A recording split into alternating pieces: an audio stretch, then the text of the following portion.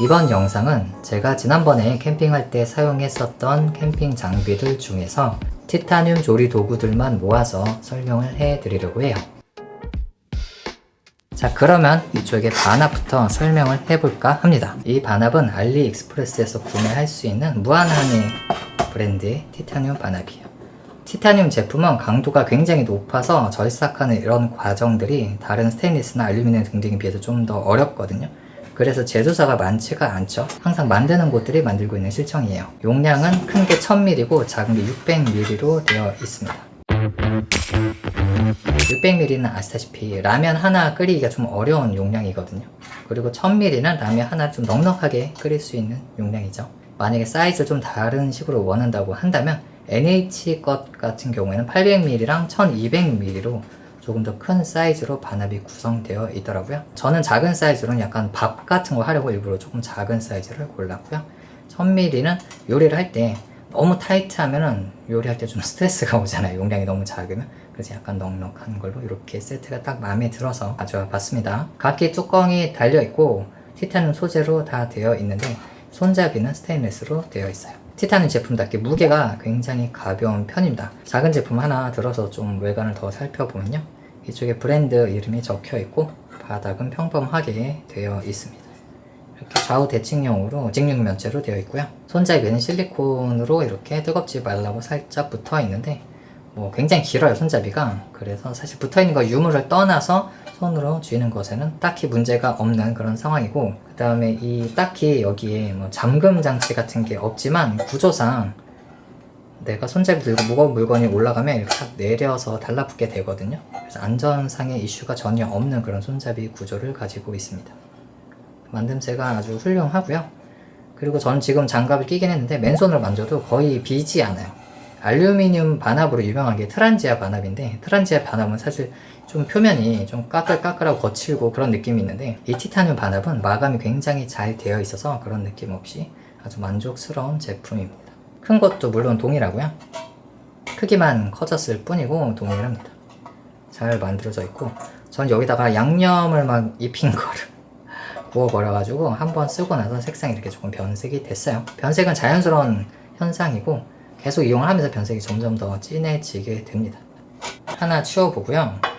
이 제품에서 제가 기대하지 않았던 부분인데 인덕션에서 사용이 가능하더라고요. 인덕션 전원을 켜봅니다. 여기서 작동을 안 하면 에러라고 표시가 되는데 진동도 느껴주고 정상 작동을 하고 있어요. 그리고 이게 지금 기포가 막 올라오고 있는데 키고 나서 1초? 0.5초 만에 기포가 올라오기 시작했습니다. 워낙 얇다 보니까 화력이 그냥 바로 올라오더라고요. 물이 엄청 끓기 시작하네요.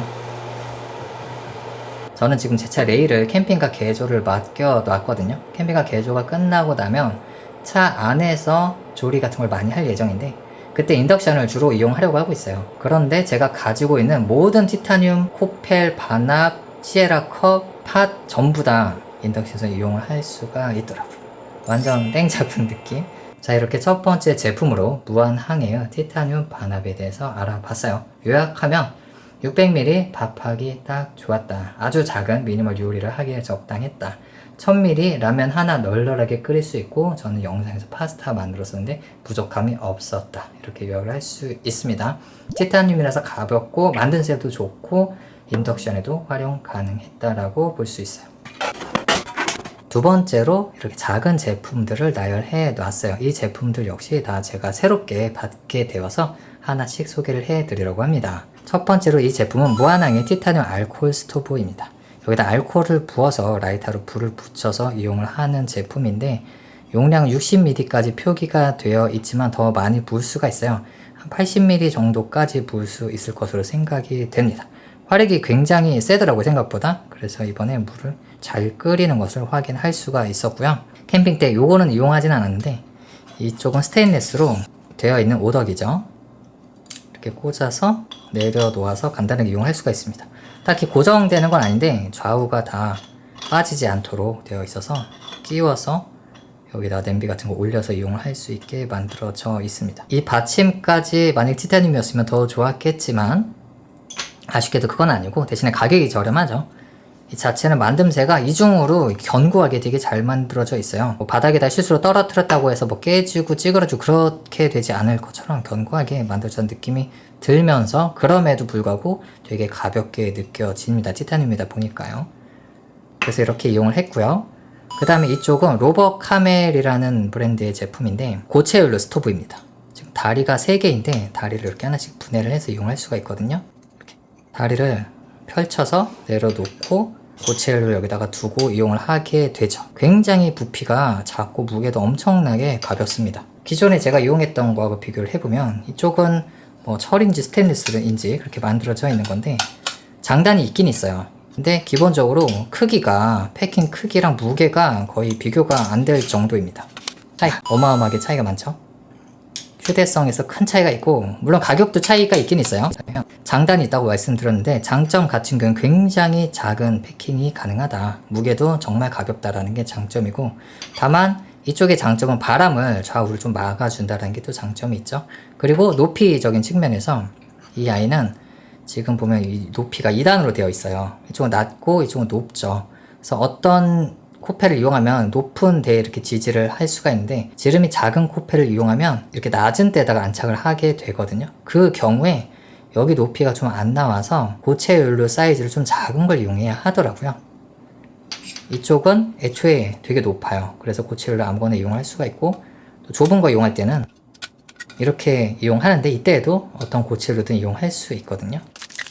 이건 다이소 고체 연료입니다. 높이가 3cm 정도 되거든요. 여기다 이렇게 내려놓으면 보시면 이쪽보다 높아요. 이쪽은 아슬아슬하고요. 이 밑에 파여 있어서 이 안으로 들어가면 좋겠지만 얘가 들어가질 않아요. 그러다 보니까 원래는 이 안에 넣고 나서 3cm 짜리를 올리면 이 높이로 이용할 수 있는 제품인 것 같더라고요. 원래 설계는. 근데 제가 갖고 있는 쉽게 우리가 살 수 있는 고체 연료는 크기가 좀 더 커요. 전용은 딱 맞는 사이즈가 있긴 있는데 흔히 우리가 살 수 있는 건 더 커서 이게 안 맞더라고요. 그래서 저는 이것 때문에 저도 사실 이거는 예상하지 못했었거든요. 영상 찍을 때. 근데 다행히도 미리 준비했던 제품이 하나 있었죠. 이거는 스테인레스로 되어 있는 알코올 스토브인데 이렇게 둬서 이용을 했습니다. 이렇게 두고 올리면 되죠. 그래서 냄비 같은 거 이렇게 올려서 이용할 수가 있잖아요. 그래서 이렇게 이용을 한 덕에 이용을 할 수가 있었어요. 근데 단독으로 이용하기에는 이 고체연료 조금 작은 사이즈를 사야 한다는 것을 저도 이번에 알게 되었습니다. 그리고 마지막으로 마찬가지로 무한항해 브랜드의 제품인데 소주잔이에요. 정확히는 찻잔인데요. 티타늄으로 만들어져 있습니다. 보시면 두께감이 상당해요. 저는 조금 더 얇은 제품을 사실 바라긴 했는데 두께가 굉장히 두껍고 견고하게 만들어져 있습니다. 이중 구조죠. 왜 이중 구조냐면 뜨거운 차를 주전자에서 따라 마실 수 있도록 만들어져 있는 거예요. 소주는 사실 이렇게 두껍지 않아서 상관없지만 티타늄 같은 제품이 있으면 뭔가 사람 기분을 좋게 만들어줘요. 이 만듦새, 이 금속이 주는 느낌이 뭔가 되게 좋은 그런 느낌들이 있죠. 그래서 이런 잔 하나 딱 있으면은 술 따라가지고 티타늄 잔 내가 하나 있지 딱 마신 차도 뭐 앞으로도 우려 먹어보려고 합니다. 겨울도 다가오니까. 그렇게 이용을 하려고 받은 제품이에요. 좋죠. 안 들어가나? 안 들어가고. 그래서 이렇게 삼총사 소개를 해드려 봤습니다. 그 다음 제품들은 기존 제 영상에서 아마 많이 보셨을 거예요. 450ml 티타늄 로버카멜 브랜드네요. 시에라 컵이고요. 이렇게 접이식으로 만들어져 있죠. 접이식이 조금 이렇게 귀찮은 면이 있긴 있지만 패킹 부피를 줄일 수 있다는 점에 장점이 있어서 이런 걸 하나 샀었고요. 그 다음 이거는 아주 초기에 샀었는데 MSR의 티타늄 컵이에요. 400ml 용량이고요.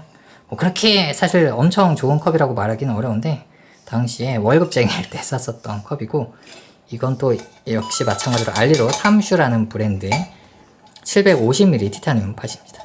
요 위에 요런 게 달려 있어서 한번 사봤었던 제품이고 너무 작아서 라면 하나도 사실 어렵거든요. 그래서 야 이거 어쩌나 라고 했지만 이번 영상에서 파스타 면을 끓이죠. 파스타 면을 몇 번 끓여봤는데 그렇게 뭔가 작은 요리라던가 아니면 면을 끓인다라던가 그런 정도에서 물 조절 잘하면 할만한 것 같더라고요. 그래서 가끔 이렇게 요긴하게 잘 사용을 하고 있어요. 치우고요.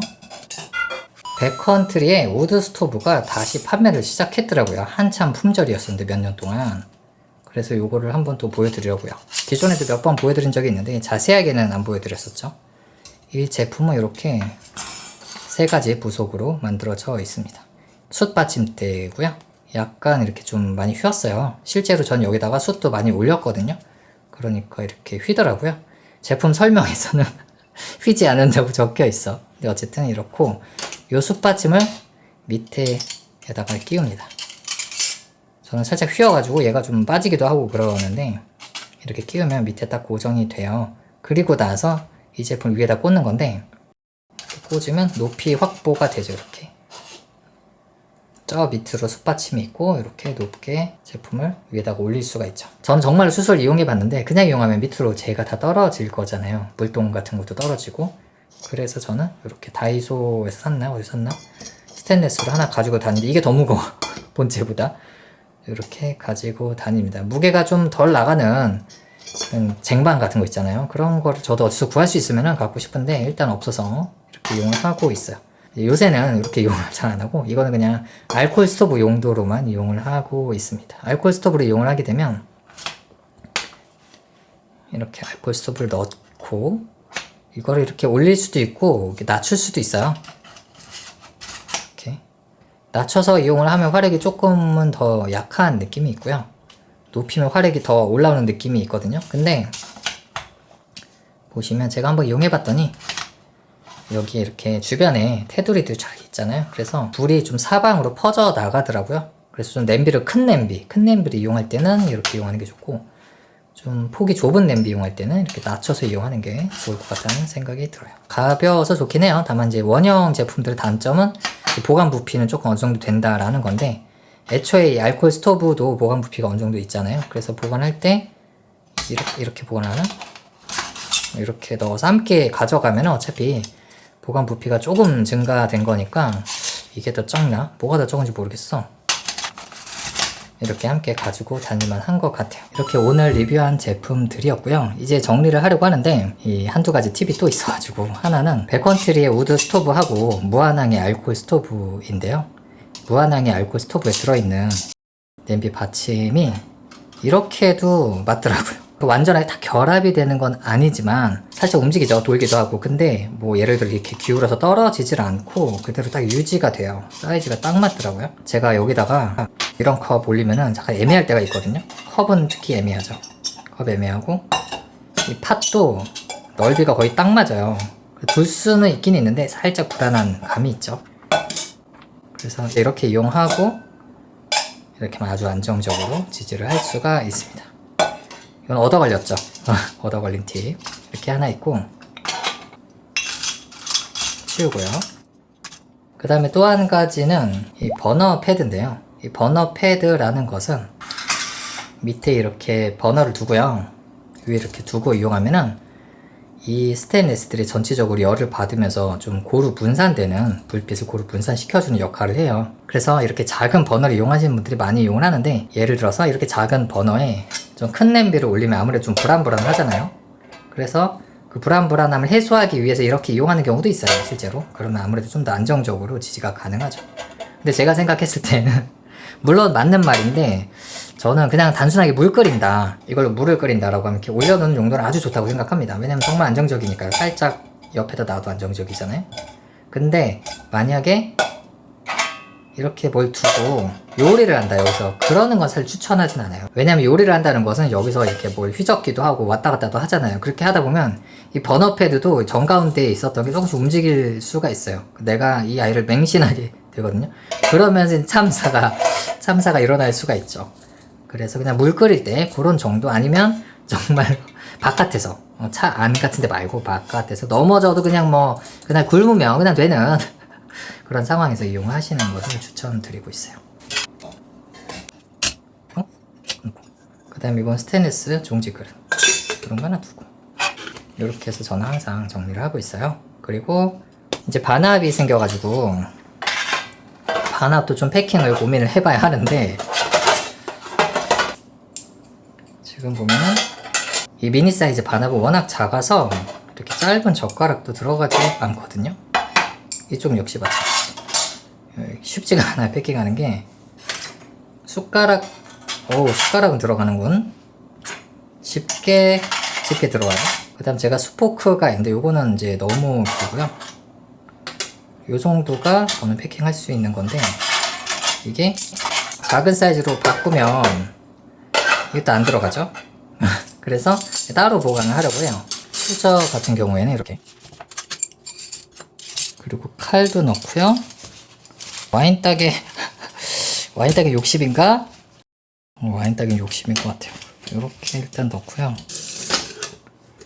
여기는 공간이 안 남나? 이거까지